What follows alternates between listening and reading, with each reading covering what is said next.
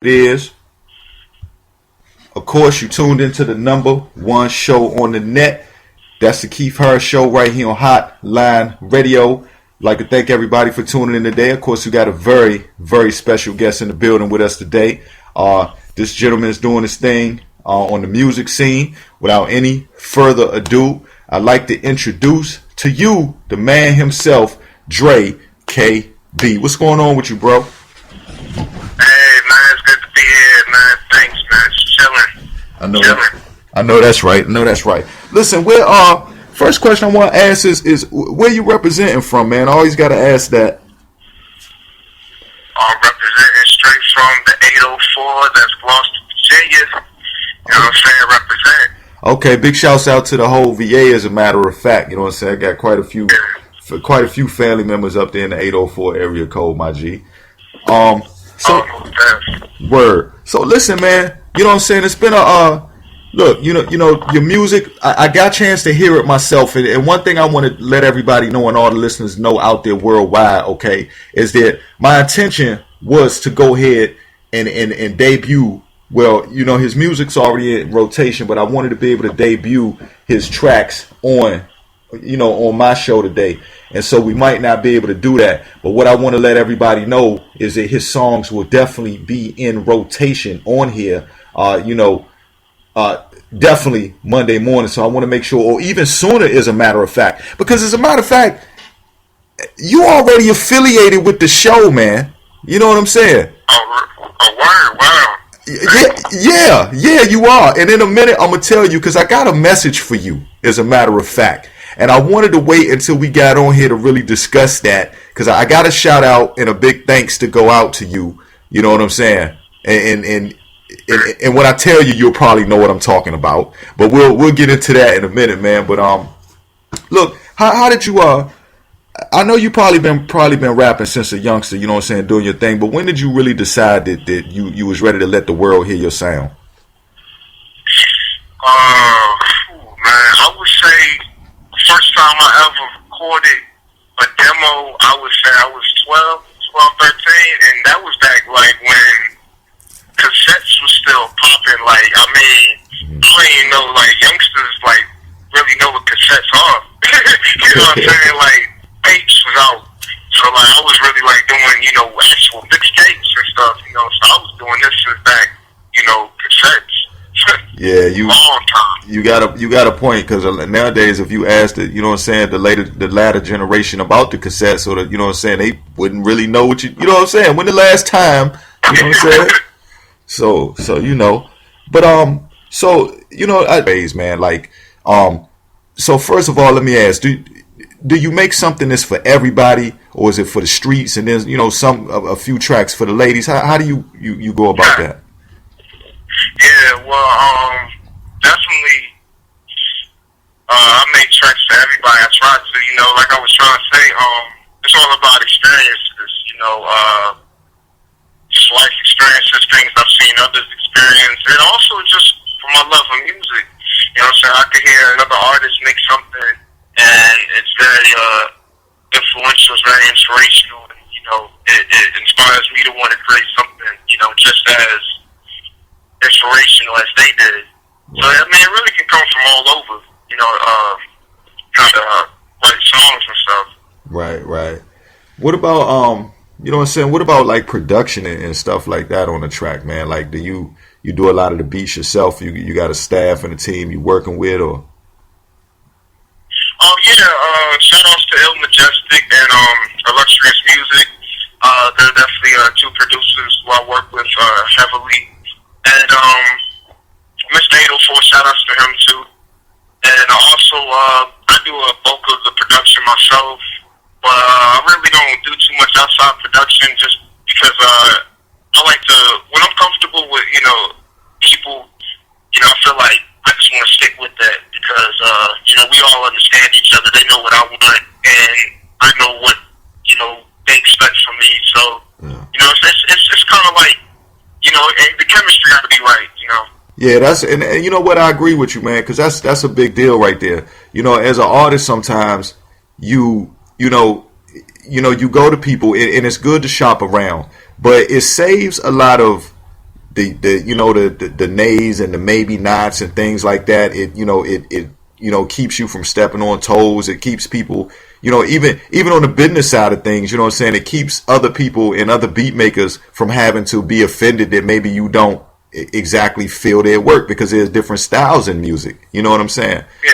And in the industry, I think a lot of times you can see artists that have to go through that. Like, you may have a hot lyricist like yourself, and they may get stuck with somebody that might not make bad beats, but they may not be beats that really go compatible with your style necessarily. You know what I'm saying?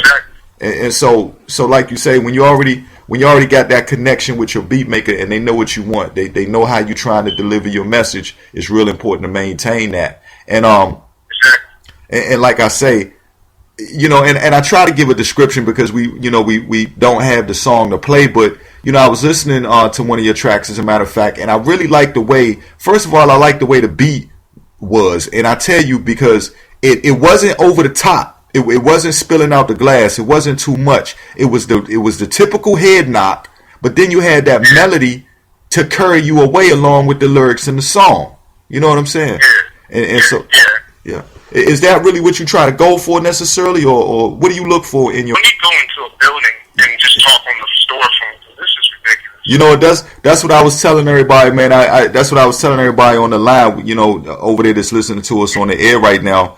I let everybody know, look, my man moving around, traveling, and doing a lot of things, and he's busy right now. So sometimes when you're on the road, them connections can get kind of crazy. But let me get to the store phone real quick, man.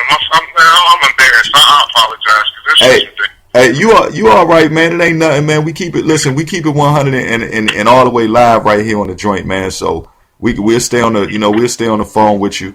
Everybody out there all across the globe.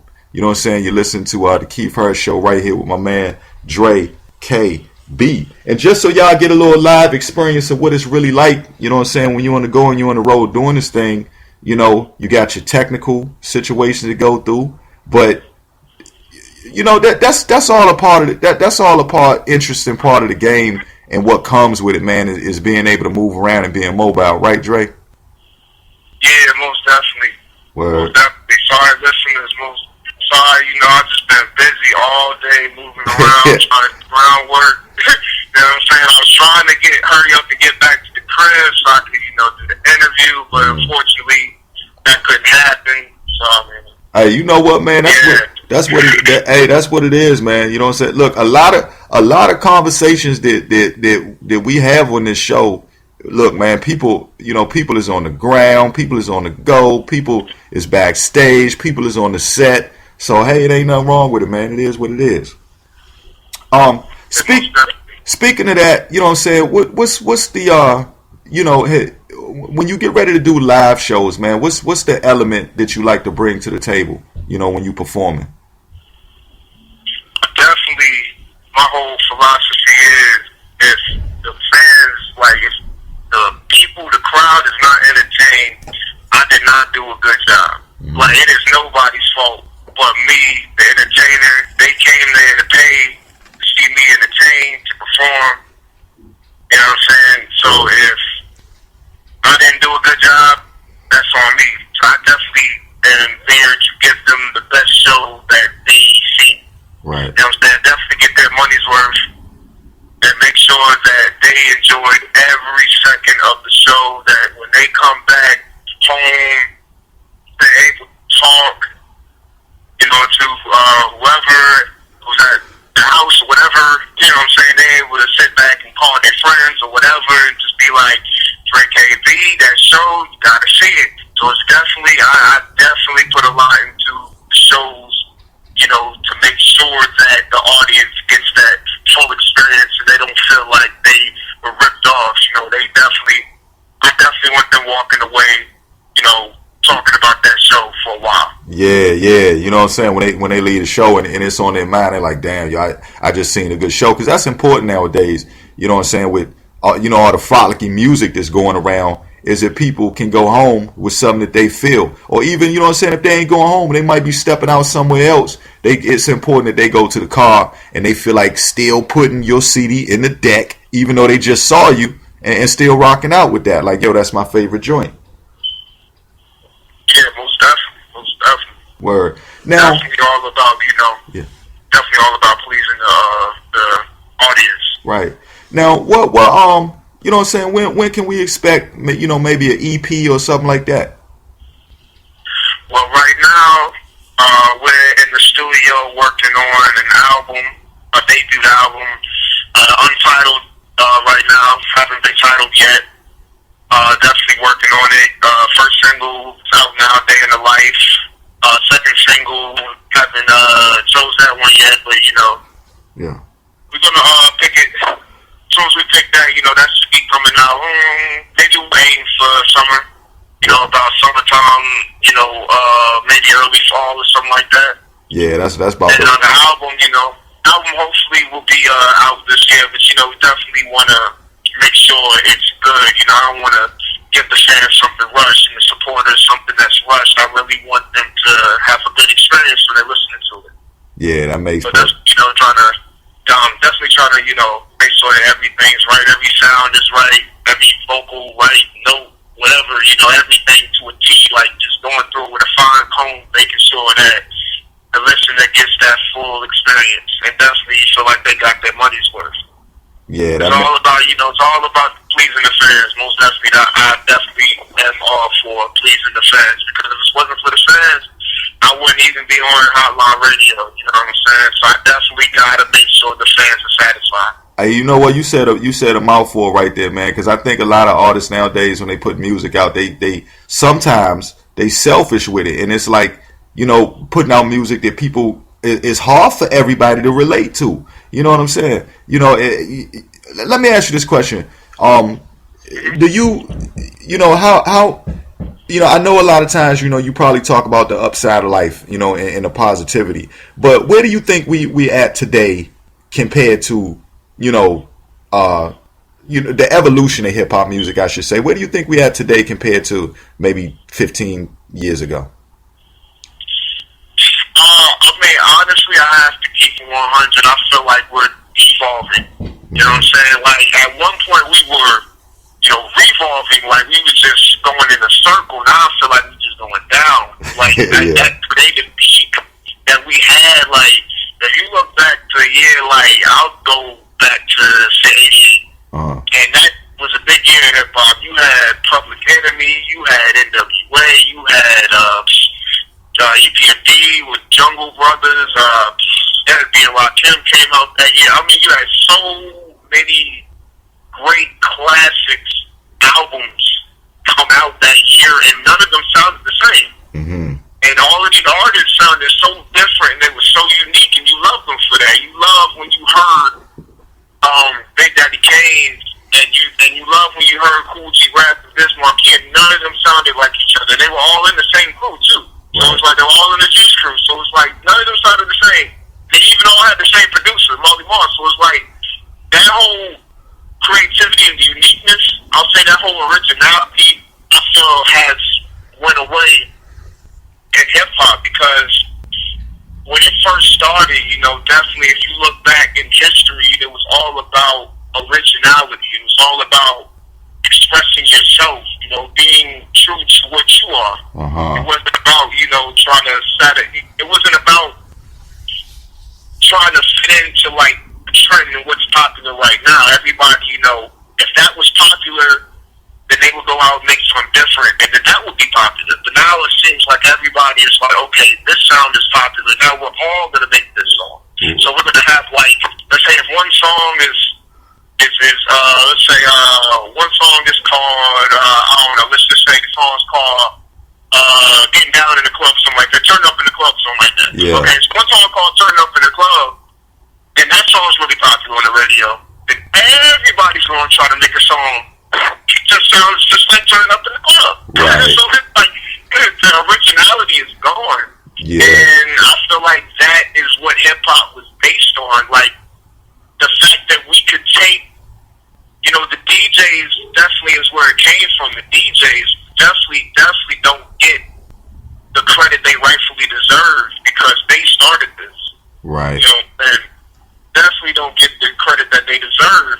Yeah. DJs would take records, and just take the break beats or that part that everybody loves, what they call the get down part back then, and then take it, you know, spin it back and forth, just bring it back and forth, you know, and extend it.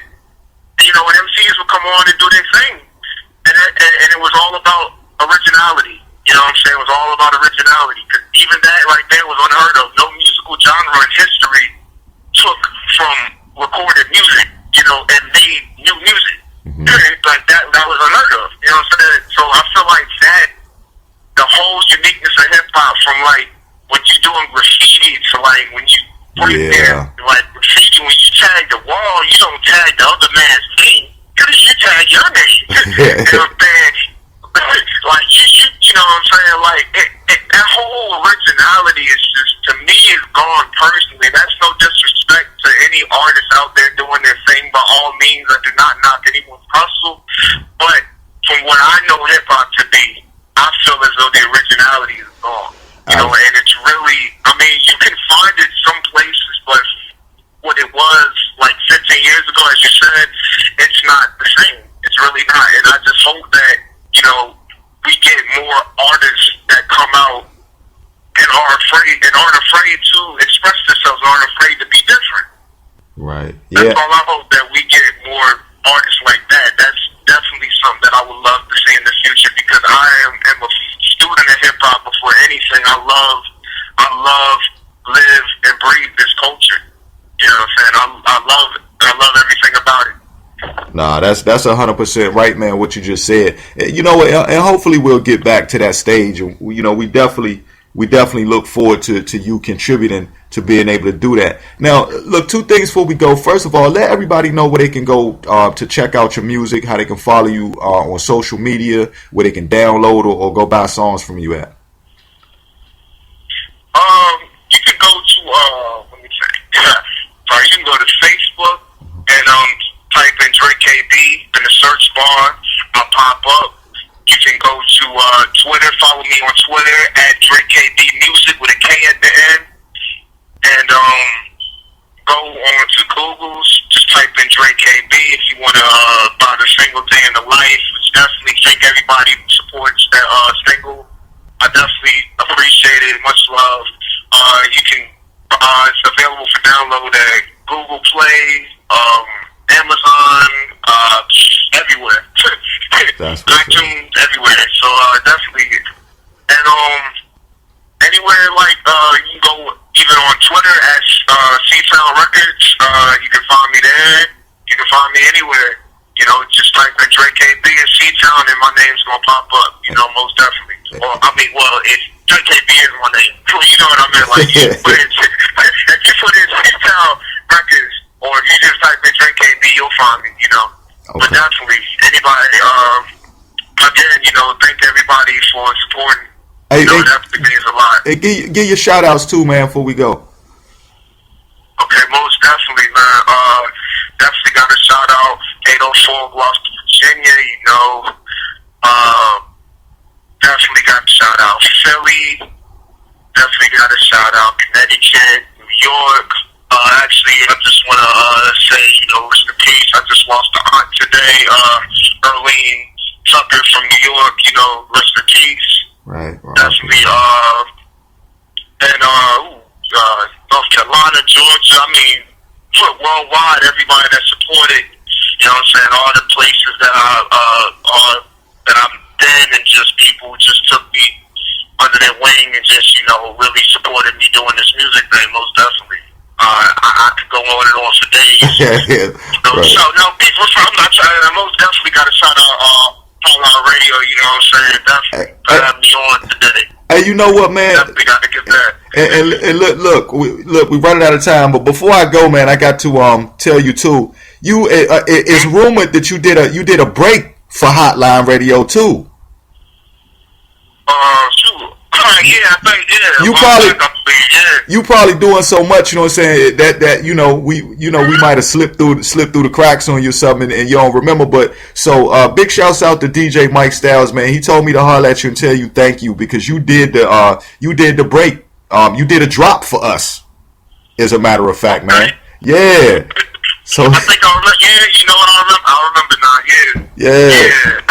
That's what I was saying. Like y'all were actually the first to ever play my record. To be honest, y'all were the first to play the single. See there? Even before it was released. See like y'all heard that, people. Hotline Radio was the first ever to play Dre K.B. Exactly. You know what I'm saying? And y'all see that's right off gate too. So ain't no scripted, ain't no fronting. You know what I mean? Word up. Oh, definitely. That's love right there. I appreciate that. No doubt. And like I say, man, we're going to keep it in rotation. So, you know, we're going to have you in rotation on the show already around the board. You already know that. I'm going to be supporting you here, you know, on my show here on Hotline Radio too. Look, Dre, like I say, man, look, next week, man, we're going to set something up because I know you busy. We all busy doing our thing, man. We're going to set something up for you to come back on next week too, man, because we want to get on here and talk. I'll definitely come back at any time, man. Any time that you want me back, most definitely will work out. Right. So my schedule is clear. Hopefully I'll be at an area where I'm standing still. So that we won't have no technical difficulties. I mean, I definitely love Hotline Radio, so I'll come back anytime, man. Hey, you good, man. You know, it don't even matter, man. You know, we'll go with you wherever you at, man. So if you cutting out, it's all good. We still right there with you, bro. That's all love. Thanks. All right, man. Listen, everybody out there. You listen to the Keith Show. We on here with my man Dre K.B. Make sure you go show your support. Google him, check him out. Also look for his stuff on my Facebook page as well. Everywhere he's at, go make sure you support him. Do your thing. If you tuned in late or you missed any of this conversation right here, it will be posted on social media later on this evening, so you can check it out. Listen, Dre, do your thing. Hold it down, man. Have a good weekend out there. Have fun. Be blessed, brother. And we'll be talking to you soon. Oh, most definitely. You too, man. Thank you. Thanks for having me. All right, 100, man. Peace. That was Drake.